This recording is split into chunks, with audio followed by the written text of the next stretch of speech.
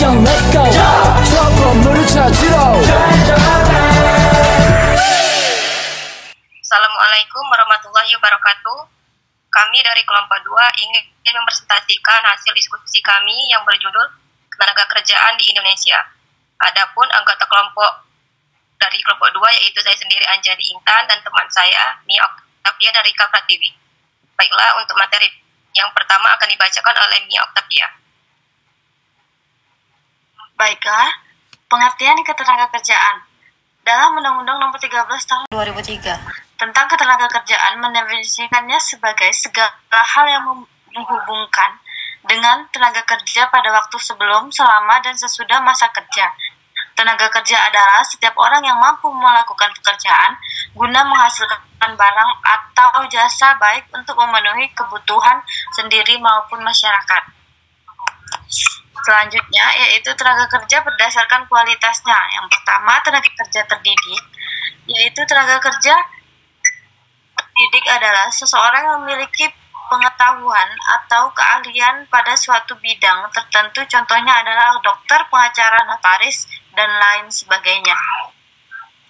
2. Tenaga kerja terlatih. Tenaga kerja terlatih adalah tenaga kerja yang memperoleh keahlian umumnya melalui pendidikan non-formal seperti pelatihan keterampilan, kursus, dan lain sebagainya. Contohnya yaitu adalah tukang las, mekanik, jurus masak, chef, dan lain sebagainya. Meskipun umumnya melalui pendidikan non-formal, tapi tenaga kerja terlatih juga bisa melalui pendidikan formal seperti ahli bedah, ahli forensik, dan ahli autopsi. Yang ketiga yaitu tenaga kerja tidak terdidik dan tidak terlatih, di mana pekerjaan yang dilakukan tidak mengharuskan seseorang memiliki keahlian atau kewajiban tertentu. Contoh sederhananya adalah pembantu rumah tangga, buruh panggul barang, dan lain sebagainya. Yang keempat yaitu bukan tenaga kerja. Berdasarkan dari pengertian ketenaga kerjaan yang telah dijabarkan sebelumnya, tidak semua orang bisa didefinisikan sebagai tenaga kerja. Pengertian bukan tenaga kerja adalah orang yang belum masuk usia kerja atau seseorang yang sudah memasuki usia kerja tapi tidak bisa bekerja karena alasan tertentu. Contohnya adalah seseorang anak yang belum berusia kurang dari 15 tahun dan seseorang yang sudah berumur lebih tua dari 64 tahun, ibu rumah tangga, pelajar, dan lain sebagainya. Selanjutnya akan dilanjutkan oleh Rika. Selanjutnya, masalah ketenagakerjaan terbagi menjadi 4. Yang pertama, rendahnya kualitas tenaga kerja, yang sebagian besar tenaga kerja di Indonesia tingkat pendidikannya masih rendah. Minimnya penguasaan ilmu, pengetahuan, dan teknologi menyebabkan rendahnya produktivitas tenaga kerja. Sehingga hal ini akan berpengaruh terhadap rendahnya kualitas hasil produksi barang dan jasa. Yang kedua, jumlah angkatan kerja yang tidak sebanding dengan kesepakatan kerja. Angkatan kerja yang tidak tertampung dalam lapangan kerja akan menyebabkan pengangguran, padahal harapan pemerintah semakin banyaknya jumlah angkatan kerja bisa menjadi pendorong pembangunan ekonomi. Yang ketiga, ada persebaran tenaga kerja yang tidak merata, yang sebagian besar tenaga kerja di Indonesia berada di Pulau Jawa, sementara di daerah lain masih kekurangan tenaga kerja, terutama untuk sektor pertanian, perkebunan, dan kehutanan. Dengan demikian, di Pulau Jawa banyak terjadi pengangguran, sementara di daerah lain masih banyak sumber daya alam yang belum dikelola secara maksimal. Dan yang keempat, pengangguran. Krisis ekonomi di Indonesia banyak mengakibatkan industri di Indonesia mengalami gulung tikar. Akibatnya, banyak pula tenaga kerja yang berhenti bekerja. Selain itu, banyaknya perusahaan yang gulung tikar mengakibatkan semakin sempitnya lapangan kerja. Di sisi lain, jumlah angkatan kerja terus meningkat. Dengan demikian, pengangguran akan semakin banyak. Di dalam analisis demografi, struktur umur penduduk dibagi menjadi 3 kelompok, yaitu yang pertama kelompok umur muda, yaitu di bawah 15 tahun, yang kedua kelompok umur produktif, usia 15-64 tahun, dan yang ketiga kelompok umur tua, usia 65 tahun ke atas.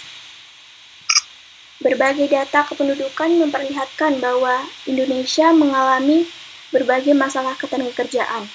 Permasalahan tersebut terutama bersumber dari banyaknya suplai tenaga kerja dan rendahnya kualitas sumber daya manusia.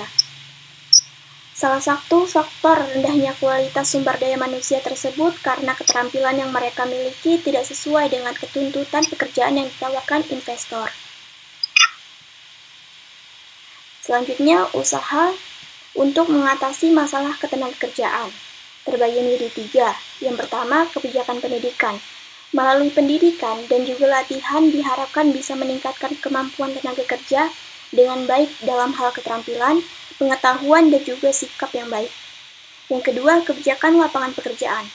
Pemerintah harus membuka lapangan kerja sebanyak mungkin. Misalnya, pemerintah membuka lowongan pekerjaan posisi pegawai negeri. Selain itu, pemerintah juga mendorong pihak swasta untuk membuka lapangan pekerjaan. Yang ketiga, kebijakan pengupahan. Kebijakan yang satu ini juga sangat penting dilakukan agar pekerja mendapatkan upah tidak terlalu rendah. Upah yang terlalu rendah bisa berakibat pada tingkat pendidikan, kesehatan, dan produktivitas dalam bekerja. Adapun kesimpulan dari materi kami yaitu dalam Undang-Undang Nomor 13 Tahun 2000 tentang ketenagakerjaan mendefinisikan sebagai segala hal yang berhubungan dengan tenaga kerja pada waktu sebelum, selama, dan sudah masa kerja. Tenaga kerja adalah setiap orang yang mampu melakukan pekerjaan guna menghasilkan barang atau jasa, baik untuk memenuhi kebutuhan sendiri maupun untuk masyarakat. Berbagai data kependudukan memperlihatkan bahwa Indonesia masih mengalami berbagai masalah ketenaga kerjaan. Permasalahan tersebut terutama bersumber dari banyaknya suplai tenaga kerja dan rendahnya kualitas sumber daya manusia. Salah satu faktor rendahnya kualitas sumber daya manusia tersebut karena keterampilan yang mereka miliki tidak sesuai dengan tuntutan pekerjaan yang ditawarkan investor. Berikut ini adalah beberapa bentuk usaha guna mengatasi masalah tenaga kerjaan. Yang pertama, kebijakan pendidikan. 2, kebijakan lapangan pekerjaan. Dan terakhir, kebijakan pengupahan. Baiklah, sekian dari presentasi kami. Lebih dan kurangnya kami mohon maaf. Assalamualaikum warahmatullahi wabarakatuh. 그대와 함께 달려 Ready for action, let's go 트럭으로 물을 찾으러